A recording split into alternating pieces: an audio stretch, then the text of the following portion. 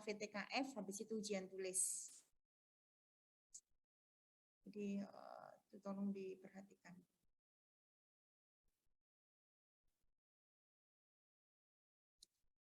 Yang absen silakan langsung absen sekarang ya, karena akan dicek sama kakak Asbaknya. Oke, terima kasih semuanya yang hadir. Jika yang secara online itu tidak terlihat slide atau apa, tolong nanti konfirmasi ke saya ya, Kak Devira ya. Misalnya ada suara saya atau apa nggak terdengar kayak gitu. Oke, sebelum kita masuk ke yang selanjutnya, sebelumnya itu kan kita sudah bahas tentang potensial ability, kemampuan potensi yang dimiliki seseorang berupa intelijensi, kemampuan intelijensi. Yang mana intelijensi itu potensi yang itu peran dari bibit, bobot itu ada, maksudnya itu dari genetis itu memiliki peran untuk mengetahui kapasitas. Namun untuk mengetahui intelijensi seseorang selama ini kan diketahui dari skor atau grade. Katakanlah skornya itu dia misalnya 120, oh ini di atas rata-rata, bagus sekali misalnya. Tapi kan kita tidak tahu bagaimana perkembangan aspek-aspek spesifik yang dimiliki oleh seseorang di dalam kapasitas intelektualnya, karena di dalam otak itu kan seseorang tidak bisa hanya secara gelondongan general, tapi juga harus lihat secara spesifik.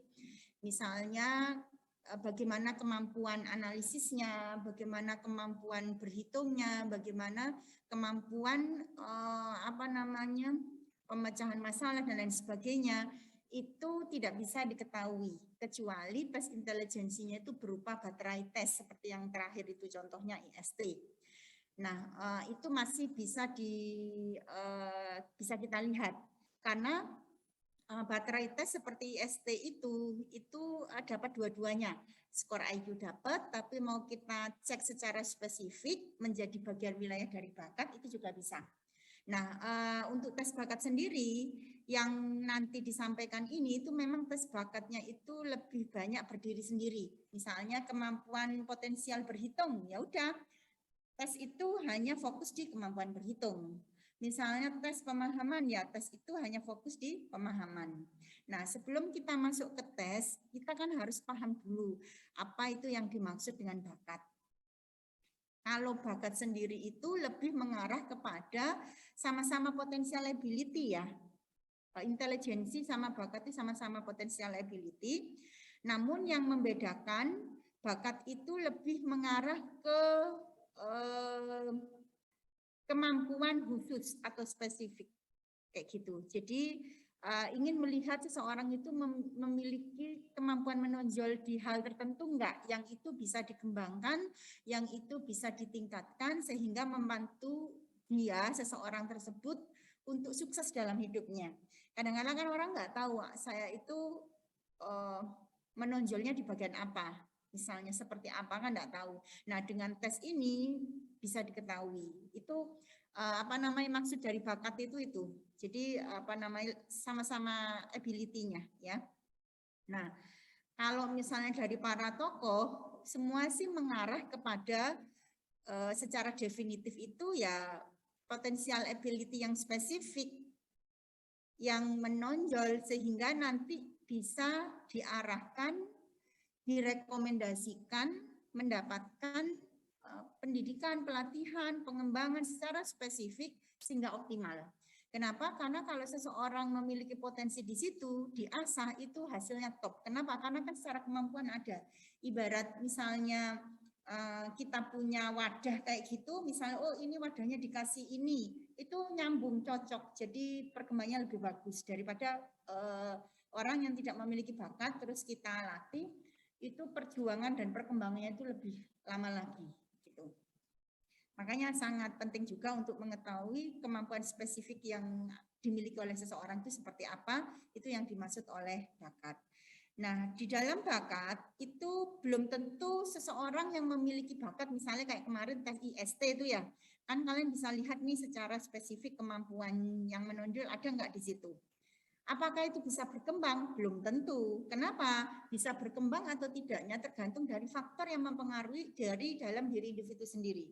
Jadi yang pertama, faktor perkembangan bakat itu pertama pastinya dari genetis. Nggak bisa juga kita paksain karena bapaknya itu ahli matematika, anaknya harus ahli matematika. Memang idealnya buah itu jatuh tidak jauh dari pohonnya. Tapi perkembangan secara genetis, sel, saraf, dan lain sebagainya, berkembang yang mana, itu dominasinya bisa berbeda. Tapi mayoritas biasanya tidak jauh dari orang tuanya, tapi belum tentu sama. Nah, sehingga dengan adanya tes ini nanti orang tua, sekolah atau pihak-pihak yang terkait itu jadi tahu dia sebenarnya kemampuannya seperti apa. Kan ada juga orang punya bakat tapi masih belum terlihat atau tereksplorasi gitu. Mungkin karena poin yang kepribadian. Mungkin dia kepribadiannya tertutup, terus dia itu malu, terus dia itu bukan tipe orang yang suka diapresiasi, dikasih penghargaan, sehingga dia tidak ingin belajar lebih, tidak ingin mengungkapkan hal itu misalnya. Itu bisa juga tidak berkembang karena kepribadian yang dimiliki oleh seseorang. Gitu ya. Terus bisa juga karena motivasi.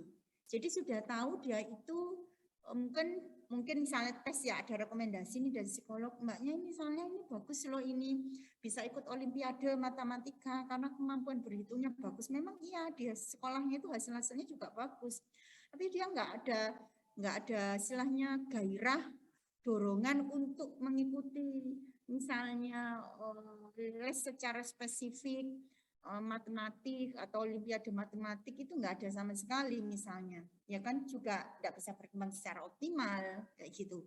Nah, itu motivasi, sehingga kenapa support system itu sangat penting, lingkungan ya, untuk mendukung perkembangan bakat seseorang. Bisa juga minat. Kalau orang yang nggak tertarik, walaupun dia suka, ya nggak bisa juga. Antara like and dislike itu juga mempengaruhi. Makanya usahakan kalau kalian punya potensi itu usahakan dianalisis, dicek kaitannya dengan tidak hanya dalam jangka pendek tapi jangka panjang juga. Nah, itu berhubungan dengan maturity, kematangan diri. Kematangan diri seseorang itu biasanya dalam membuat keputusan itu tidak hanya berdasarkan kenapa? Oh, senangnya tidak bergerak. Oh, ya. Kenapa tidak bergerak? Mari kita lihat. Tidak bergerak ya. Nah, sebentar. Sudah terlihat belum?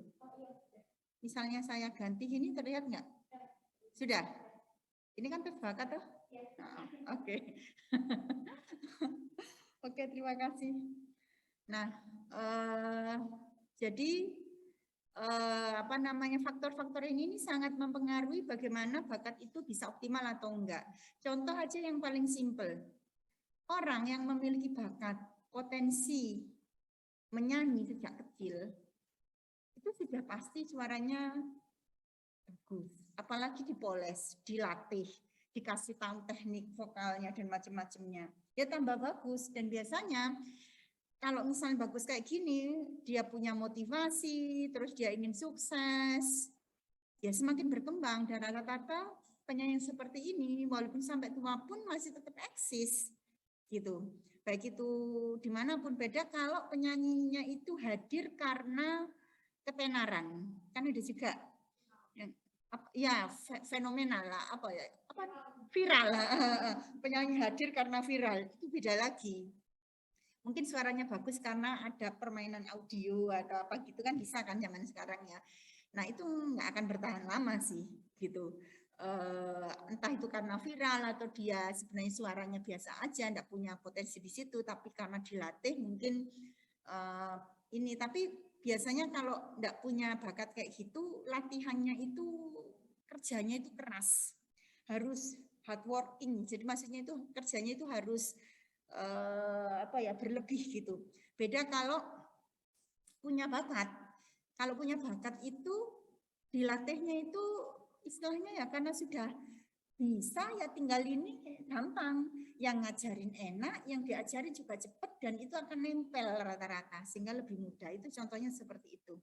Termasuk nilai hidup, misalnya contoh karena di keluarga budaya misalnya enggak boleh perempuan atau anak terakhir harus di rumah. Gini ya, bisa juga enggak berkembang padahal dia harus explore apa kayak gitu ya. Mungkin dia suka nature alam gitu bakatnya di situ, enggak bisa berkembang secara optimal mungkin.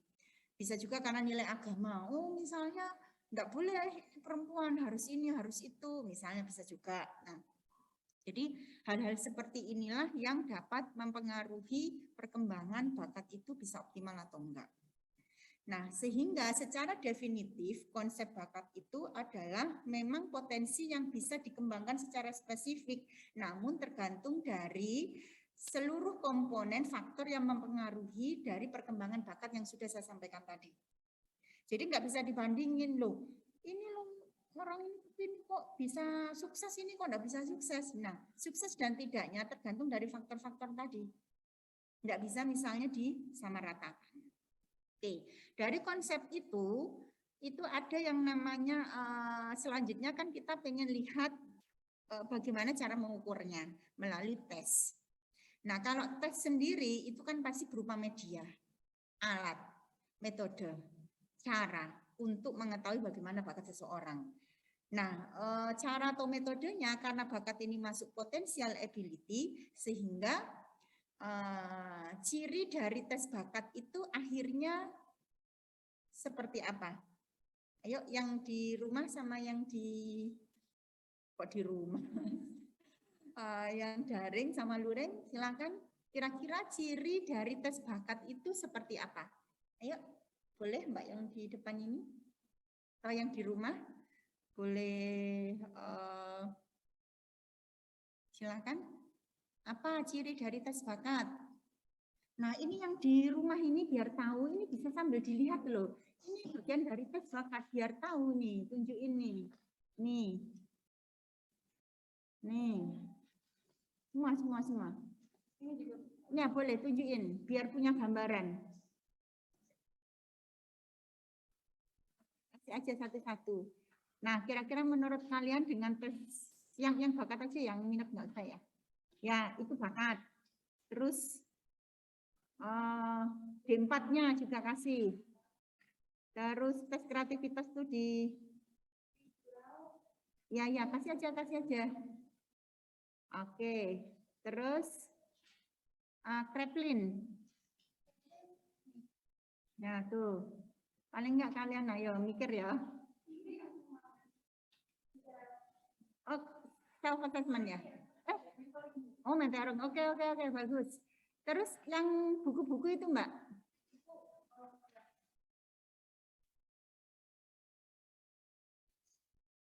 Kalau yang di rumah nanti nunggu waktu mentoring ya, yang lainnya ya. Oke, silakan dicek. Dicek. Oke, yang kuning itu apa? RMID. RMID itu beda, ditaruh di belakangnya aja dulu. Enggak apa-apa dipegang aja, nanti biar tahu bedanya tes minat sama tes bakat. Oke. Tes minatnya itu ada satu lagi Mbak Atkudak kalau nggak salah. Atkudak.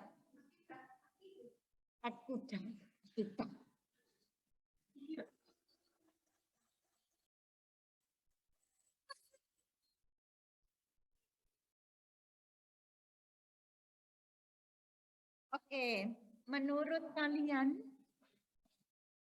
ciri dari tes bakat itu apa? Satu.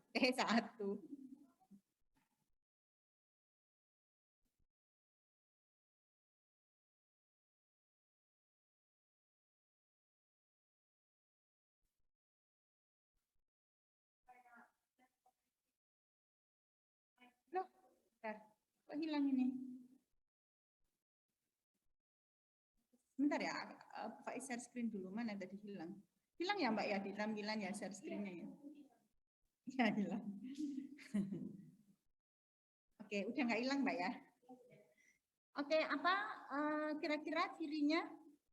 Satu, saya mau tanya, tes bakat ini speed test atau power test? Berdasarkan penyajian waktunya. Speed test apa power test? Yang di kelas sama yang di rumah atau kos-kosan? Ayo jawab. Ya, jadi ciri yang pertama itu speed test. Speed test itu berarti penyajian tesnya itu ada batasan waktu yang rigid. Kalau waktunya 5 menit ya 5 menit, 10 menit, 10 menit. Itu yang pertama. Yang kedua, apa cirinya? Dilihat aja tuh dari soalnya.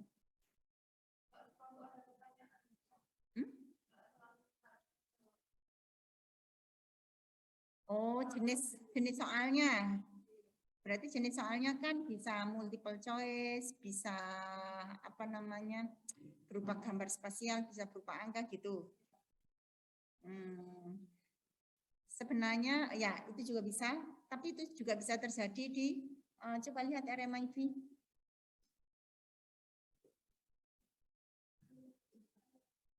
Ya, jadi ciri yang kedua itu coba yang di soal-soal itu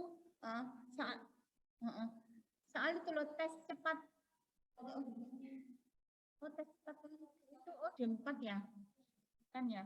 Membawa yang tes pemahaman enggak? Atau tes berhitung? Ya, coba kasihin. Tunjukin. Nah, kalau dari tes pemahaman ini berarti apa cirinya? Enggak hanya pemahaman, tes bakat sih, serupa semuanya. Ya, itu jenisnya, jenis soalnya. Jadi ciri yang kedua itu adalah terdapat jawaban benar dan salah.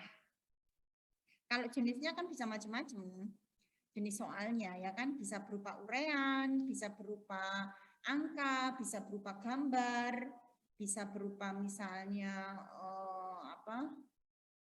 visual spasial, bisa macam-macam. Jadi tidak ada masalah kalau kayak gitu. Sama yang ketiga, tidak dihadapkan pada pilihan atas kesukaan terhadap tertentu. Itu yang jelas itu tes bakat. Nah, kalau tes minat itu soalnya sifatnya sebenarnya itu ya, itu bukan speed test kalau tes minat. Aslinya itu power test. Kenapa? Karena kalau tidak diisi semuanya, maka tidak bisa diproses untuk interpretasi lebih lanjut. Itu ciri dari power test. Jadi misalnya kayak tes kepribadian, inventory atau apa itu kan masuk proyeksi, masuk power test. Kenapa? Karena kan tidak harus komplit, harus komplit misinya. Kalau power test itu harus lengkap sesuai dengan instruksi. Nah, kalau di tes minat ini sifatnya sebenarnya power test.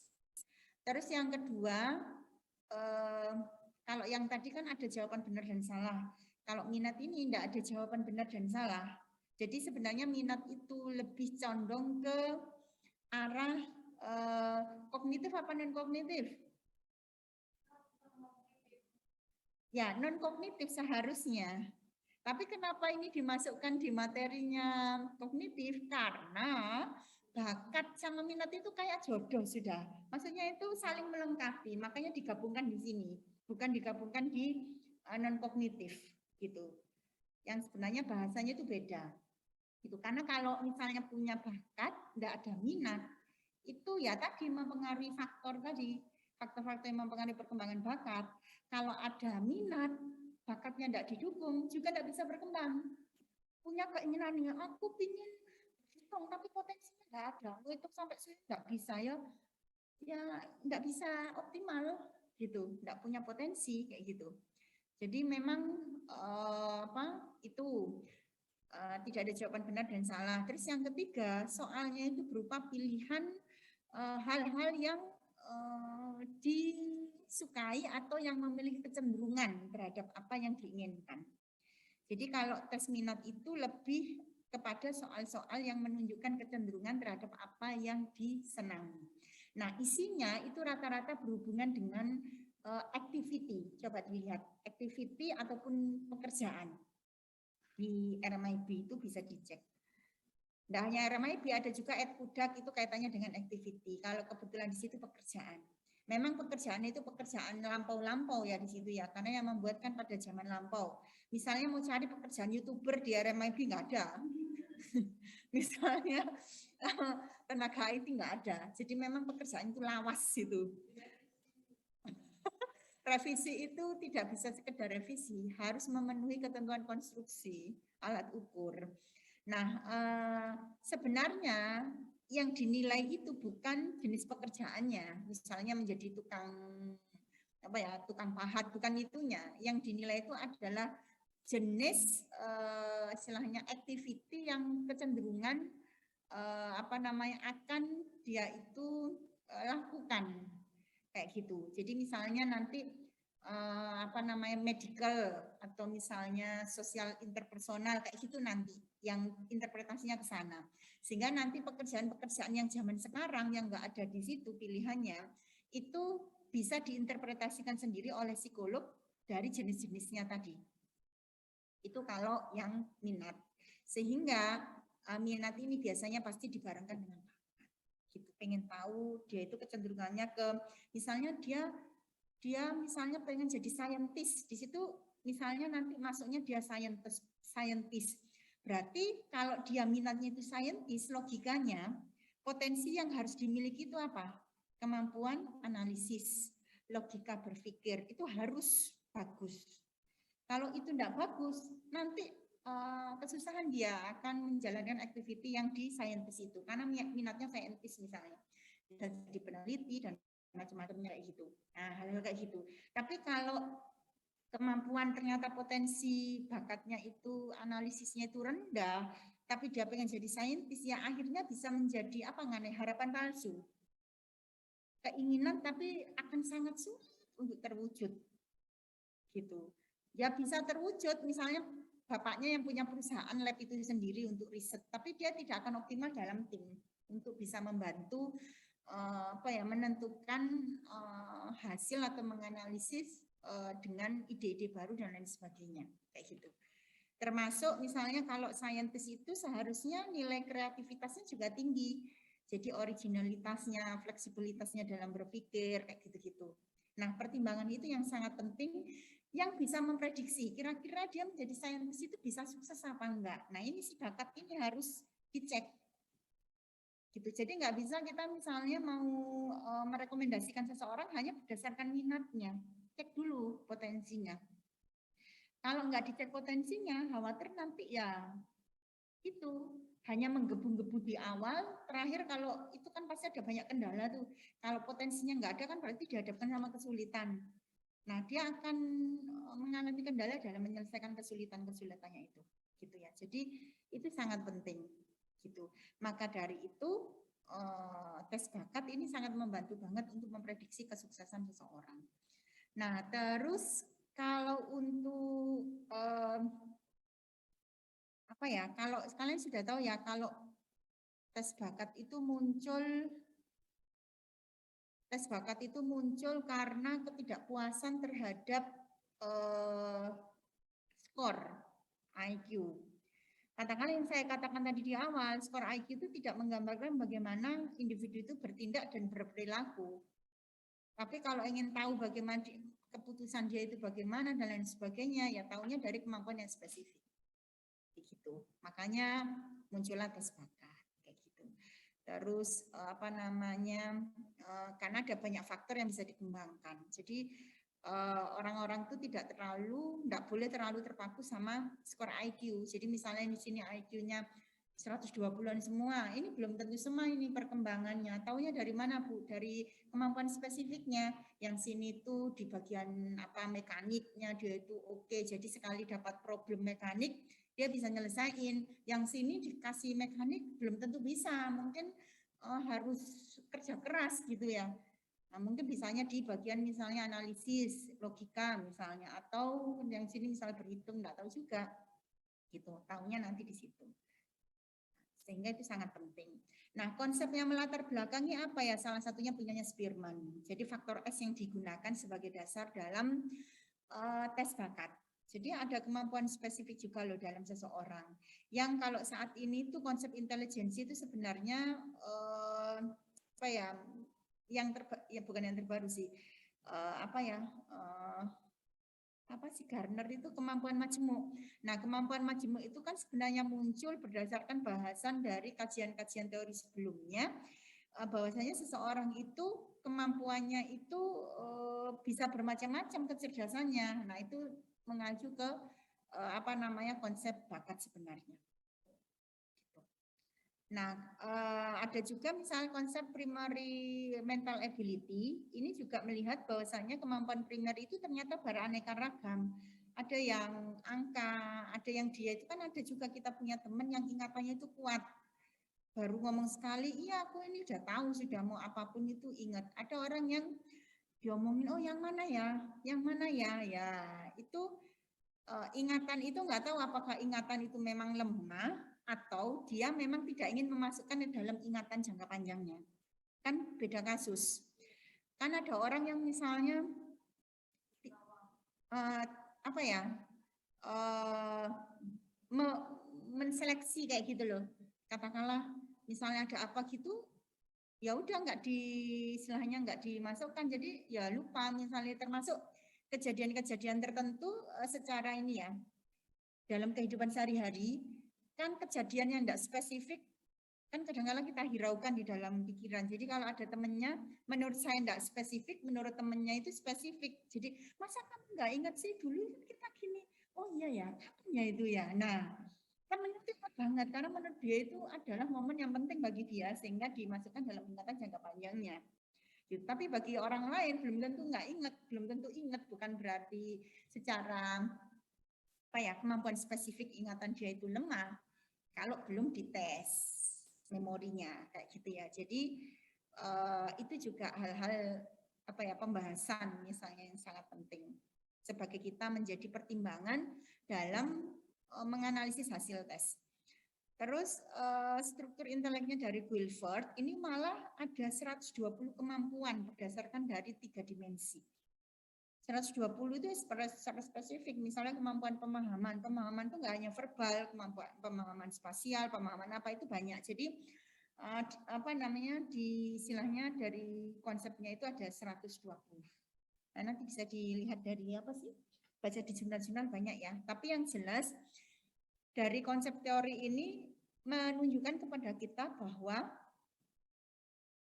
seseorang itu mampu tidak mungkin misalnya tidak mungkin memiliki semua itu lemah, pasti ada sesuatu yang menonjol, intinya gitu. Tidak semua orang itu menonjol semua, pasti juga ada yang lemah gitu. Jadi apa ya? Ada Bu temannya saya itu bisa ini, bisa ini, bisa itu, ya bisa ini, bisa itu, tapi yang lainnya kan belum tentu bisa, misalnya, pasti kayak gitu. Makanya kadang-kala kalau dalam sebuah tim itu kan kita harus tahu, tidak harus tes bakat dulu sih. Taunya dari mana? Dari interaksi, dari merespon, dari pengalaman yang selama ini sudah dia lakukan. Itu kira-kira seperti apa ini? Dia mampu yang apa kayak gitu? Atau dia sebelumnya tidak mampu tapi dia mau belajar, ya bisa juga, tidak apa-apa. Kan ada orang nggak bisa tapi mau belajar akhirnya jadi bisa. Itu sekali lagi kan motivasi memiliki peran. Gitu. Nah, teori yang melandasi tes bakat secara umum itu yang tadi disampaikan, sehingga dari konsep itu muncullah yang namanya analisis diferensial. Analisis diferensial ini berkaitan dengan apa ya? Berawal dari tes yang sifatnya itu baterai. Akhirnya dipisah-pisah kayak gitu. Nah itu ada yang namanya FACT, DAT, sama GATP. Gitu. Nah kalau ini pengertian tes bakat tadi ya intinya sama. Kalau kalian paham apa yang saya sampaikan, intinya sama. Saya percepat aja. Nah, sekarang kita melihat analisis tes bakat. Jadi bakat itu ya tadi itu untuk memprediksi, untuk melihat antar individu yang satu dengan individu yang lainnya. Walaupun dari keturunan yang sama. Mungkin ada orang tua memiliki anak kembar. Nah, nanti dites bakatnya nih, benar sama enggak? Ada yang beda enggak? Nah, kayak gitu. Atau dari misalnya keluarga yang sama keturunan, nanti dicek, belum tentu sama. Kayak gitu. Jadi nanti untuk memudahkan dalam mengarahkan mengambil jurusan apa nih nanti gitu. Yang bisa misalnya berkembang kayak gitu. Tapi bisa juga misalnya orang itu enggak harus tes bakat. Karena kalau seseorang memiliki motivasi dan dia ingin berkembangnya itu tinggi, seseorang itu bisa mendalami activity atau pekerjaan tertentu. Misalnya nih ya, ini misal nih contoh nih. Apa ya? Saya itu sebenarnya bukan orang yang bisa berbicara aslinya. Saya itu bukan orang yang ekstrovert aslinya. Karena saya selama kecil itu saya itu anak rumahan. Teman juga jarang berteman. Ya di rumah aja nyaman, tapi saya tidak merasa terkungkung, tidak merasa apa ya. Maksudnya itu saya tidak punya potensi sebenarnya untuk berinteraksi dengan banyak orang. Makanya saat ini ketika dibandingkan dengan orang-orang yang sudah terbiasa berinteraksi sejak kecil, itu akan berbeda. Saya bukan tipe orang yang misalnya yang hai gimana kabarmu, itu bukan kayak gitu. Yang ramah. Mungkin kalau dibandingkan sama Bu Ika Herani saya akan beda. Bu Ika Herani kan apa kabarmu? Memang itu sudah biasa, dia dari kecil itu beda gitu. Tapi bukan berarti orang yang seperti itu tidak bisa berinteraksi. Kenapa?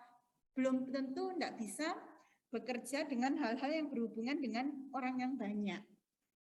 Salah satunya itu adalah tadi motivasi sama minat dan berusaha untuk merubah cara pandang terhadap sesuatu. Nah, itu banyak yang terjadi seperti itu. Jadi bagi kalian yang saat ini merasa introvert, merasa tidak berkembang, tidak perlu khawatir. Yang bisa mengubah itu adalah diri sendiri. Lingkungan itu hanya support system. Kalau kalian ingin berubah dari A menjadi B, itu bisa. Jadi saya itu dulu dari kecil sampai SMA, saya itu tidak pernah ikut organisasi, saya itu hanya sekolah pulang, ya tidak bermain, jadi tidak punya banyak pengalaman, lugu ya, gadis lugu, zaman dulu. Nah, tapi saya itu memiliki motivasi untuk bersekolah tinggi, padahal zaman dulu di desa itu tidak ada namanya anak perempuan, hanya ada satu keluarga yang itu ngerti tentang pendidikan yang anaknya disekolahkan tinggi, dua keluarga di kampung saya itu. Dan keluarga besar saya sampai sekarang nggak ada yang anaknya itu disekolahkan di perguruan tinggi, termasuk keluarga saya. Karena kan keluarganya bukan dari ini ya, mungkin keluarga pedagang, petani dan seperti itulah orang desa. Ya, karena ada keinginan dan ada support dari orang tua sehingga saya itu boleh untuk sekolah tingkat tinggi S1 maksudnya. Namun tetap orang zaman dulu itu kan khawatirnya muspro itu ngapain disekolahin, paling juga nanti itu juga di rumah tangga. Ngapain gini ngabisin uang, nah kayak gitu, mending untuk buat usaha. Gitu. Lumayan kan buat usaha, tapi karena syukurnya itu orang tua itu pesannya tuh gini, enggak apa-apa wes kamu sekolah, tapi sing temen ya gitu. Terus saya jatah kamu itu 4 tahun maksimal harus lulus gitu. Karena ada banyak jatahnya, jadi kan enggak usah beraktivitas lain yang sekiranya mengganggu kuliah kamu. Pokoknya kamu harus lulus, harus temen ini. Karena Bapak mau membiayai, mau jual apa gitu. Nah, karena ada titipan seperti itu, akhirnya ada rasa ingin menjak kuliah itu, ingin memperbaiki diri. Gitu. Maksudnya karena lingkungan itu bilang gini, nggak mungkin misalnya itu paling juga nanti ibu rumah tangga. Nah, saya itu kan nggak enak sama orang tua. Jadi saya itu ingin mengekspresikan diri, mengeksplor pada saat S1 itu. Begitu. Dan sampai sekarang saya bisa menjadi dosen itu karena ya itu awal mula perjalanan saya itu kuliah tadi itu. Jadi awal mula contoh nih ya, ini kenapa ini sangat penting ya, karena motivasi itu ada kaitannya sama bakat minat, walaupun saya nggak tes waktu itu. Akhirnya saya berusaha belajar dari teman-teman yang bisa ngomong di kelas. Gimana sih caranya? Duh, kok iso ya, kok pinter ya, aku cuma diem aja. Mau tanya itu rasanya di kelas itu udah seperti kayak bawa beban batu kayak gitu loh. Kenapa? Ya, maksudnya tuh nggak bisa, maksudnya tuh walaupun sudah pertanyaan tuh saya rancang, tak baca materinya, tetap nggak bisa. Rasa ketakutannya tuh tinggi banget. Udah gemeter. Nah akhirnya itu 1 semester saya nggak ada perubahan. Nyoba ikut organisasi, lihat temennya. Mungkin aku bisa gitu. Pokoknya ada banyak perjalanan dari situ, ada usaha saya untuk memperbaiki dan melihat lingkungan. Nah, akhirnya beruntungnya saya itu berusaha memberanikan diri, saya cari situasi yang itu saya bertanya, karena kan ketakutan saya itu dulu itu gini, ditertawain teman, atau pertanyaanku itu enggak berbobot, atau nanti dan ini dan itu, atau nanti gimana dosennya, dan macam-macam gitu, udah banyak. Akhirnya ya setelah 1 semester, 2 semester itu mau ini tuh, akhirnya saya menulis, kalau kayak gitu aku enggak mungkin bisa, karena untuk memulai pertama itu yang sulit. Akhirnya saya itu walaupun sudah makan tak persiapkan ya, itu tetap aja perut itu sakit. Padahal itu fotonya di kelas itu, udah sakit. Akhirnya saya mau cari pertanyaan simple, saya itu tutup telinga, dan saya itu tidak memikirkan, ibarat saya itu kayak nge-fly kayak gitu ya. Dan saya itu nggak lihat wajah teman-teman, wajah dosennya. Terus pokoknya saya itu angkat tangan. Di situ itu perjuangan yang cukup besar buat saya. Maksudnya itu hal tersulit bagi saya daripada saya mengerjakan soal-soal yang sulit. Maksudnya itu, maksud saya itu kalau disuruh milih ngerjakan soal sama angkat tangan, itu lebih milih ngerjakan soal daripada saya angkat tangan. Saking sulitnya, karena kaitannya dengan emosi, perasaan, sama enggak ada pengalaman sebelumnya. Nah, itulah perjuangan saya waktu itu pertama, dan akhirnya semakin lama saya kan sudah melangkah nih satu. Kalau sudah melangkah satu kaki, yang lainnya itu perjalanannya akan lebih mudah. Ternyata langkah itulah yang saya tunggu berbulan-bulan untuk bisa angkat tangan. Walaupun saya tidak peduli apa jawaban dosen saya, apa teman-teman tidak peduli, pokoknya saya berani waktu itu. Nah akhirnya dari situ saya belajar berbicara, menyampaikan pendapat di organisasi, ikut organisasi intra ekstra, berusaha mengkomunikasikan ke dosen. Terus dari situ saya membantu dosen-dosen saya, misalnya mau riset, mau apa, itu saya itu berusaha menjadi helpful person.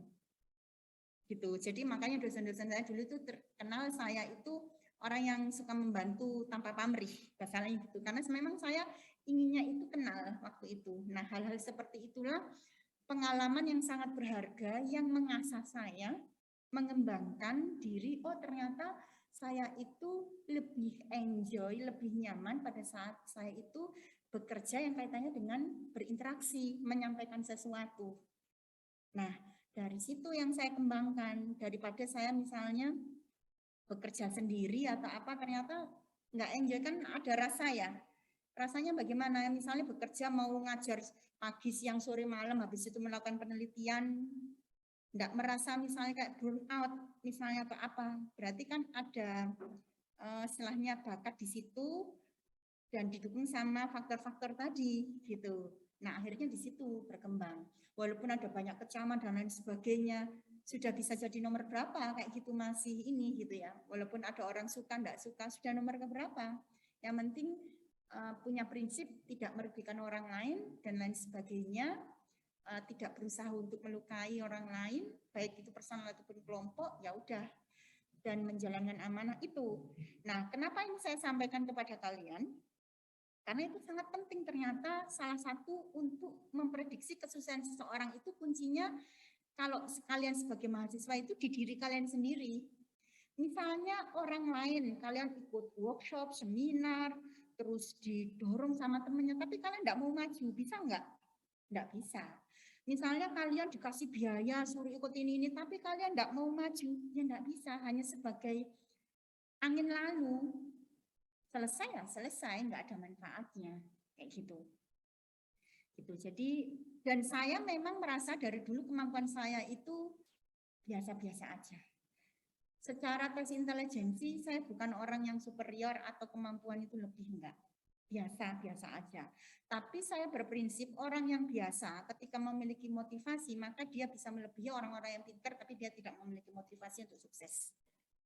Dan itu yang saya buktikan sampai sekarang, apa ya, kepada orang tua khususnya ya, di perjalanannya keluarga, ternyata pendidikan itu memiliki dampak yang positif daripada orang tuanya ngoni harta, mending ngoni ilmu, itu kalau orang Jawa di tempat saya. Jadi prinsip itu yang akhirnya memberikan istilahnya orang-orang di desa sana itu bahwasannya pendidikan itu tidak muspro, maksudnya itu tidak mubazir, intinya gitu. Ya, hal seperti itulah. Nah, sehingga kalau misalnya nanti ada orang tua yang mau melakukan tes, nah rekomendasi itu yang sangat penting untuk mensupport sama menampilkan motivasinya, gitu. Kalau nggak punya motivasi ya nggak bisa. Ini tadi singkatannya FACT ya. FACT itu Flanagan Aptitude Classification Test, GATB itu General Aptitude Classification Test, dan DAT itu Differential Aptitude Test. Nah, pembagian FACT, GATB, dan DAT itu atau the Chicago ini kita nggak punya. Itu lebih mengarah kepada tes-tes spesifik yang fokus, misalnya kayak tes pemahaman atau apa, ini masuk ke multiple aptitude battery, tapi dipisah. Jadi satu tes hanya tes berhitung, satu tes hanya tes pemahaman, kayak gitu-gitu. Tapi FACT ini yang dimaksud, dia punya kumpulan tes-tes bakat itu sendiri, bisa diambil satu persatu dan sudah ada sistem scoringnya. Termasuk GATB juga sama DAT sama di Chicago, tapi di Chicago kita nggak punya. Nah, apakah tes bakat itu bisa dibuat sendiri? Ya boleh, nggak apa-apa. Tapi dengan konstruksi yang jelas, konstruksi alat ukurnya. Ini contoh-contoh tes yang ada di FACT. Jadi misalnya pengen tahu memorinya seseorang, silakan nanti diambil di tes FACT, ada itu memori, pengen tahu. Atau pengen tahu bagaimana seseorang itu mekaniknya, bisa nggak sih dia dikasih kasus-kasus mekanik menyelesaikan. Nah, nanti ada soal-soal khusus mekanik, pengen dilihat. Pengen lihat misalnya judgment dan comprehension-nya itu seperti apa. Mungkin ini orang-orang yang itu pekerjaannya berhubungan dengan kasus-kasus pemecahan masalah atau apa kayak gitu. Nah, silakan diberikan poin yang nomor 7 kayak gitu. Ya, nanti tergantung ininya ya. Atau teknik sipil mau dikasih apa ya, nanti bisa dipilih, diambil yang sesuai. GATB juga sama, cuma kalau GATB itu nanti dikasih tanda G, V, N kayak gitu-gitu. Kalau pengen melihat numeriknya nanti yang tes N. Kalau ingin melihat misalnya dia itu kerapian dalam menyelesaikan tugasnya yang Q kayak gitu-gitu ya. Terus yang DAT ini yang banyak diadaptasi di Indonesia. Seperti yang ditunjukkan ke kalian tadi, tes pemahaman. Nah ini itu A1 ya. Oh D4, oh ya D4 berarti cepat dan teliti. Nanti A1 itu tes pemahaman. A5 tes berhitung, A3 tes penalaran, kayak gitu-gitu. Ya, bisa dilihat di dalamnya soalnya. Itu apa itu? C4. Itu ada berapa soalnya? Ini soalnya mekanik aja.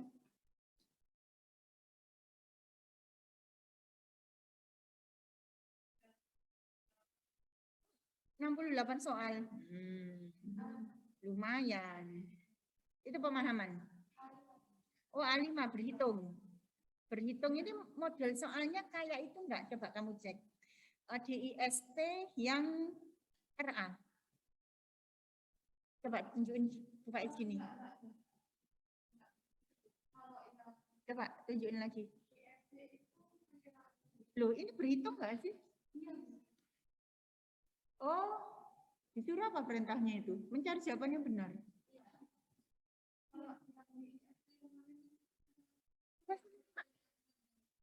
Oh iya, kayak ya soal cerita ya. Kayak soal cerita ya. Oh, kalau ini langsung fokus ke berhitungnya. Menambah, oh ditambah. Oh ya berarti berhitung ini ya. Oh lebih ke konsep matematis ya. Akar-akar kayak gitu ya. Oh iya iya iya. Iya. Beda. Kalau yang di IST itu soal cerita ya. Yang RA. Kalau yang ZR itu pola. Biar tahu bentuknya. Oke. Itu apa itu? Ya, penalaran soalnya ada yang sama dengan modelnya di IFT ini kalau nggak salah. IST kan kemarin sama assessment kan IST? Ya, ini sama dengan ini, cuma isinya beda. Pola soalnya yang sama. Terus yang enggak ada di IST itu tes pemahaman secara spesifik, karena itu soal-soal cerita. Kayak di bahasa Inggris itu modelnya kayak reading. Tes pemahaman. Ya itu tuh, A1, tes pemahaman. Nah, itu model-modelnya kayak reading. Misalnya kayak di TOEFL itu reading. Jadi ada kasus, ada soal, nanti jawabannya apa. Gitu. Kayak gitu sih. Ya. Misalnya nih ya, apa? Kalau tidak dibutuhkan yang lainnya, misalnya, oh pakai ini aja deh si FIT nanti sama salah satu. Nanti kalau pakai ST kan 1 jam, mungkin tidak dibutuhkan komponen yang lainnya. Tapi cukup pengen tahu skor IQ sama mekaniknya aja, misalnya. Ya udah, tidak usah dikasih ST, misalnya. Ya tergantung kebutuhan ya. Oke, ada yang mau ditanyakan kah di sini? Ya. Ya. Itu kan saya sebelumnya pernah ikut tes di SMA. Itu nilainya lumayan gitu. Yang lumayan itu yang mana? Yang SMA? Di SMA. Kemudian saya tes tiba-tiba anjlok. Soalnya sama. Kayaknya mungkin yang di SMA itu mungkin pakai Tiki, tapi berupa kayak model-model gitu. Rangkaian gitu.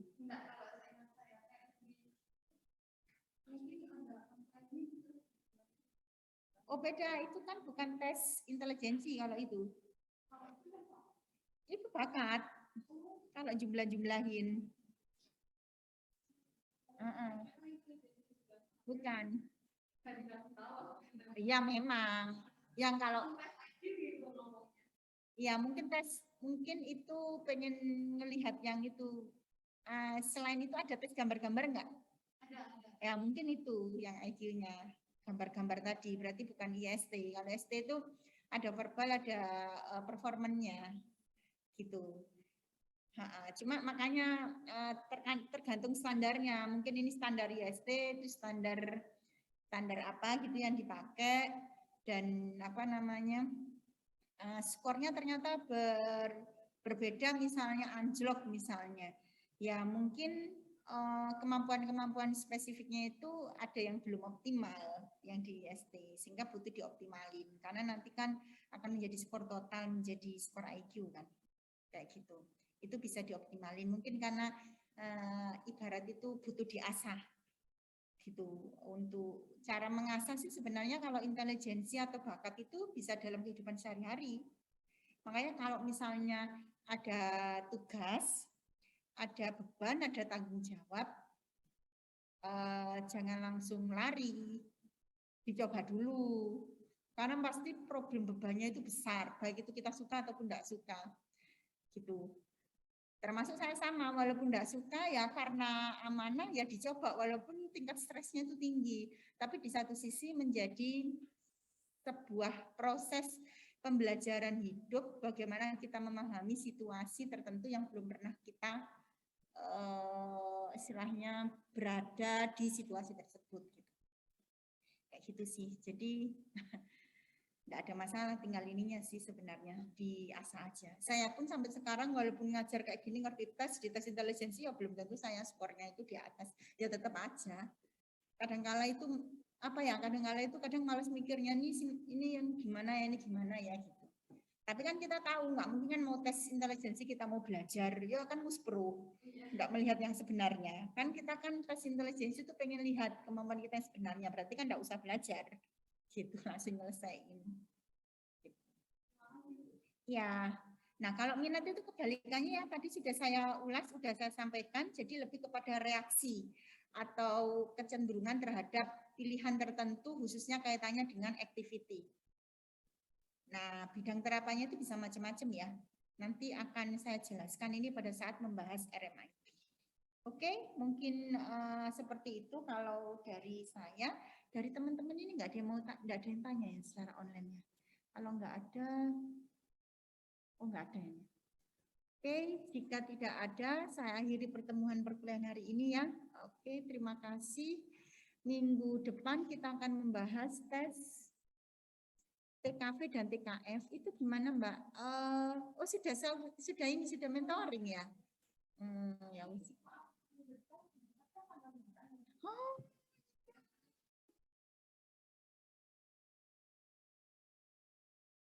jangan diganti kalau ini mending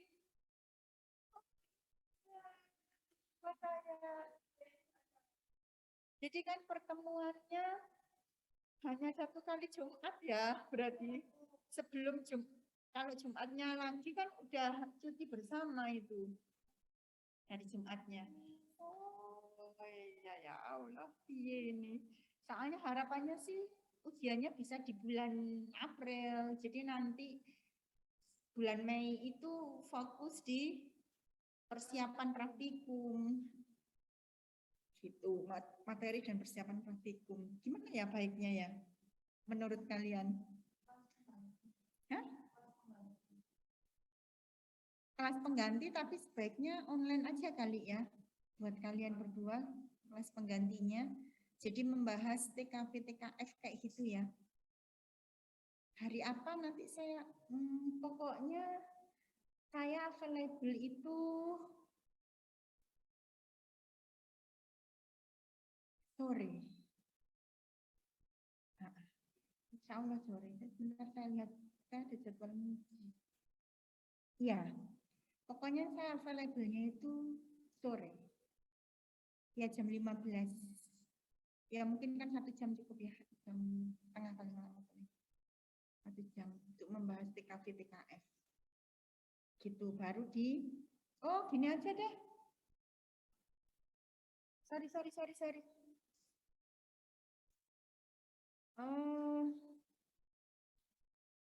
Soalnya kan nanti waktu ujian kan nggak di kelas. Kasihan yang dua ini kan nanti asik Google Form ujiannya. Jadi nanti Jumat depan apa tetap libur aja ya? Nanti hari Jumatnya lagi kan kelas nih, kelas hybrid. Nah, kelas hybridnya itu kan pagi. Mungkin nanti bisa kalau ujian kan BFOM bisa di minggu depannya antara Senin sampai Kamis lah sebelum Lebaran. Kalau bagi kalian yang melakukan perjalanan yang sudah kadung di Malang, ya tetap dikerjain ya, gitu ya solusinya ya. Atau bisa juga hari Sabtu atau Minggu atau apa boleh kan kalau GIFOM, nah, nanti itu minta tolong nanti dibantu ya yang sekiranya teman-teman itu bisa semuanya di jam itu, karena kan ada jamnya soalnya kan waktu ujian kalau nggak submit di jam itu di hari itu kan sudah langsung close gitu. Nah, nanti diatur aja ya, berarti hari Jumat depan kita libur aja, tanggal merah. Oke, terima kasih. Assalamualaikum warahmatullahi wabarakatuh.